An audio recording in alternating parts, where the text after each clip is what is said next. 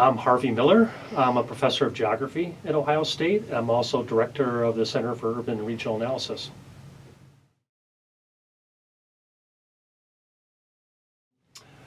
One project I'm completing is that we looked at the impact of public transit on people's physical activity. In Salt Lake City, where I used to live, we recruited 539 people to wear GPSs and accelerometers for a week. And accelerometers measure people's activity levels, and GPS measures their position in space with respect to time. We instrumented 539 people to wear GPSs and accelerometers before and after they built a light rail line through a neighborhood in Salt Lake City.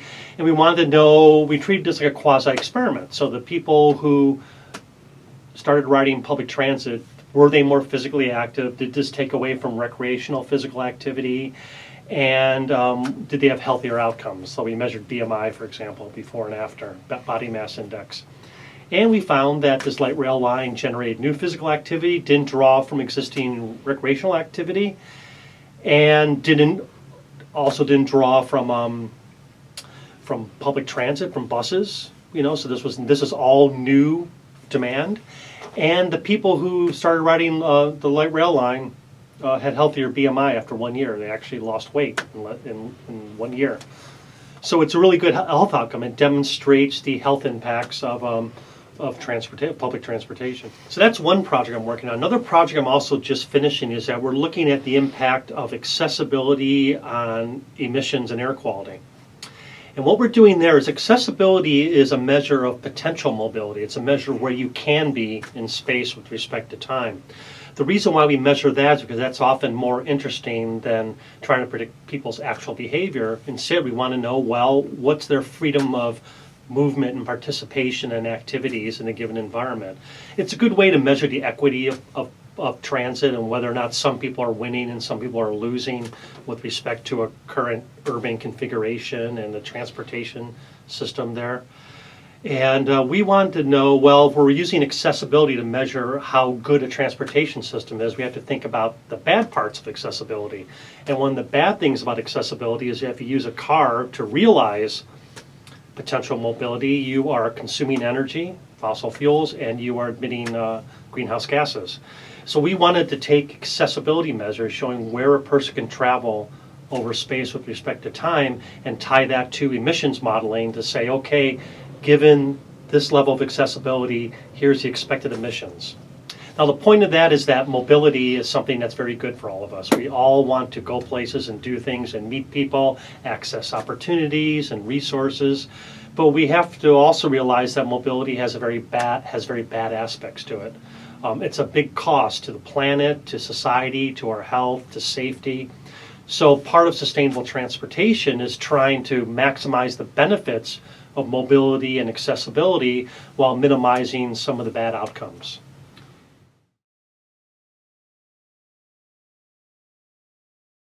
Pause. Because of my professional interest, I have the opportunity to travel to many parts of the world, and especially parts of the world where transportation is viewed as a social problem as well as an engineering problem. Here in the United States, we tend to treat transportation as purely a technological engineering problem, while in Europe, especially, they view transportation as part of the social milieu, part of the social planning, trying to make things more equitable and accessible for as diverse a population as possible. Also in Europe, they didn't abandon the rail system, passenger rail system, like we have in the United States. You still see century-old trolley lines and train stations all over Europe. So it's a very different environment in terms of how transportation policy and planning occurs, and also it's just the experience of trying to move through a European city. And I think that's where the United States has to go. That's where we have to go in the United States. I think we've taken this, I would call it a detour into automobile dominance. And we've now realizing that there are big costs to this. We have sprawling cities. We waste energy, both in terms of heating and cooling of buildings in dispersed cities, but also our mobility. The most energy inefficient way to move people is by wrapping them in 4,000-pound containers and moving them around the city one person at a time. I mean, think about that. If Amazon did that, they'd be out of business in a week. In Europe, they're still packaging people together and moving people through cities in collective ways, and that has a lower energy impact. It has lower environmental impact in terms of greenhouse gases and air quality. It also means that they don't have the obesity epidemic that we have in the United States, because people in the United States are not physically active because we've engineered activity out of their daily existence, while people in Europe still walk to get around cities. There's pedestrianized zones in cities. They have to walk to get to and from public transit. So we need to I think we need to strike a better balance between mobility and the cost of mobility.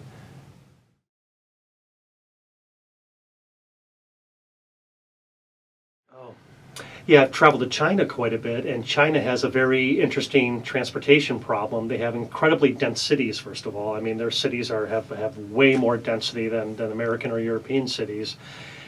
And they have tremendous mobility problems associated with congestion and air quality.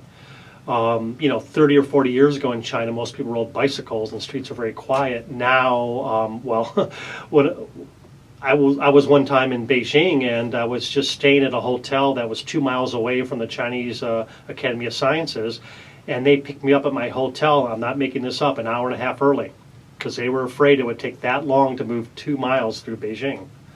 That just gives you a sense of the problems they're facing, where you have such a concentration of people in urban areas in China.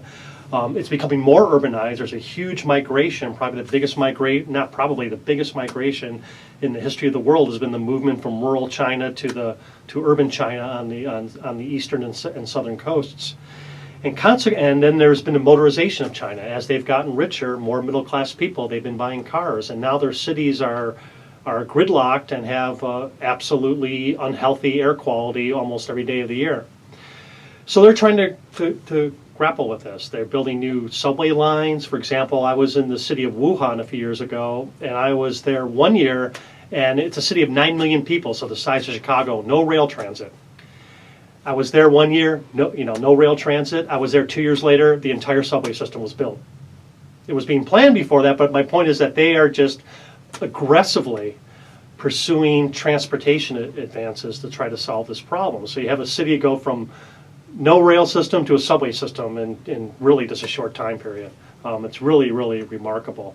You're also seeing high-speed trains. I had the opportunity to ride high-speed trains in China, and that is really a tremendous experience. I mean, just the quality of the transit, how smooth the ride is. You're traveling at over 200 kilometers an hour in a very smooth, carriage.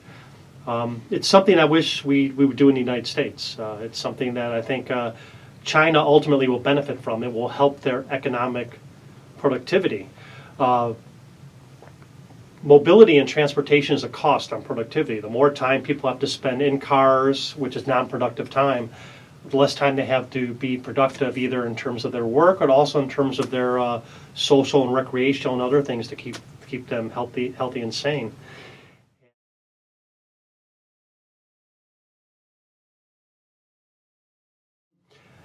Sustainable transportation is probably one of the biggest issues we are facing in our civilization right now, along with sustainability more generally and climate change. Mobility is fundamental to us as humans. In order to do things, we have to go places and meet with people. And over the last 500 years, but especially the last century, we've had an unprecedented explosion in mobility in the world. We simply live, or I should say, we live in a way that no other humans have ever lived in the history of civilization. We do more things in more places. We travel to places like Europe, Asia. We travel around our community, and we travel around our country. We eat apples from New Zealand and drink water from Fiji. These are things that in history have never happened before. Throughout most of history, people lived in very disconnected, isolated ways. If you were in a village somewhere, let's say in Europe, your life and death every year depended upon what happened roughly 30 kilometers around your village. If your crops failed, but over the mountain range to some other village, 100 miles away, 100 kilometers away, If your crops failed, but they had bumper crops, they had plenty of food, it didn't make a difference. You starved and they ate, because there was just no way for people or goods to move in an economically efficient way up until the last really century. So it's been wonderful for us as humanity. We basically are much more sophisticated. We know more of the world. It's really been a remarkable revolution, but there's been a tremendous cost to the planet, to ourselves, and to our communities. Mobility is something that social scientists would call a collective action failure, which means that it is rational for every person on their own to be as mobile as possible, go where they want, when they want. That's a benefit to you at the individual level. However, when we all do it, it leads to bad outcomes, such as global warming, poor air quality in cities, obesity, accidents. So that's really the fundamental social issue that we're dealing with in sustainable transportation. How do we balance the needs of the individual with the collective outcomes which have wider harms? Mobility is our number one waste of energy in the world, because of the way we move people around cities in particular. It's such a tremendous waste of energy compared to how it could happen. The best way to move people from an energy perspective is together collectively on rail. But instead we move people individually, as I said, by wrapping people in 4,000-pound shipping containers and moving them around the city. If there's one area where we could reduce energy consumption, non-renewable resource consumption, and improve our impact on global climate and on urban air quality, would be to be more rational collectively about how we move through cities.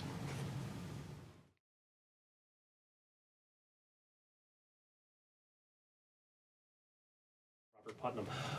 There's a famous book by a sociologist named Robert Putnam called Bowling Alone, and this book documents the loss of community in the United States over the last 60 years. And one of the two reasons for this is the rise of personal entertainment, televisions at home rather than theaters in the city center. But the other reason is automobile dependence and sprawl, the fact that people are now much more isolated from each other and have less opportunity to meet, especially serendipitously, just random. That's kind of the thing about cities, is that social capital rises just from chance encounters on the street, which if you're walking on the street, a chance encounter is great. If you're driving, it can be bad. It's usually an accident.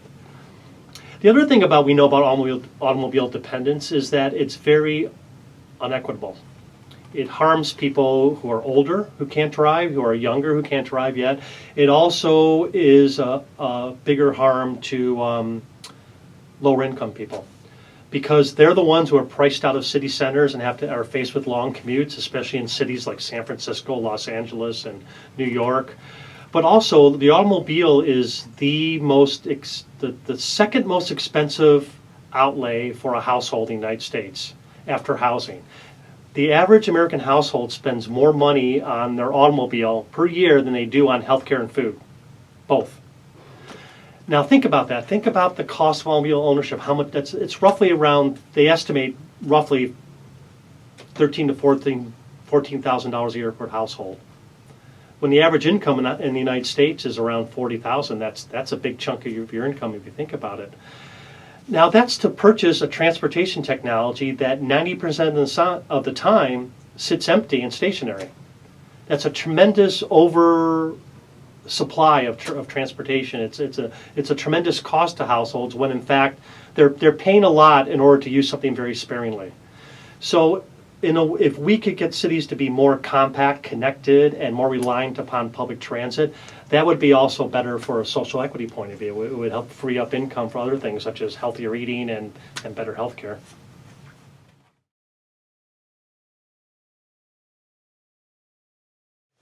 One of the areas I also work in is geographic information systems and science. And geographic information systems are computer technology for capturing, storing, analyzing, and communicating georeferenced data. And geographic information science is the science underlying the methods and algorithms for understanding, processing and understanding geographic data. And we're witnessing an explosion in geographic data. When I was a student here at Ohio State in the late 80s, a PhD student, if you would have told me we would have access to the data we have nowadays, I would have thought you were dreaming. I thought that would have been beyond my wildest fantasy. And yet, the type of data we have now, we can collect data on at the urban scale, at the level of the individual, looking at traffic patterns, at travel patterns, using georeferenced social media. There's just a lot of data out there, and a lot of people are sharing data. So it's we're really experiencing a revolution in our field in geographic information systems. It's creating all new science, all new ecosystem science, new urban science, new social science, all centered around the fact that we now can collect data on things that we used to just theorize about. In my area in particular, which is mobility analysis, there's been a rise of what's known as mobility analytics and mobile objects databases. And that's the ability to track individual moving objects with geographic information systems. And again, that's just changing everything we do, because now we have a much more finer, nuanced sense of how urban dynamics operate on a daily basis. We used to think that cities were simple and societies were simple. We used to think that we can engineer and predict them. But now we've discovered that we can engineer cities. Cities are more like ecosystems. They have a life force. They're complex systems, and what we're learning from the science is that we have to treat them more like ecosystems than machines. We cultivate good outcomes in cities. We can't engineer them. And this is what the new data, the new science is telling us. It does mean we're more humble about what we do, but I think ultimately it means that we're going to be better at managing our cities and societies for more equitable and sustainable outcomes.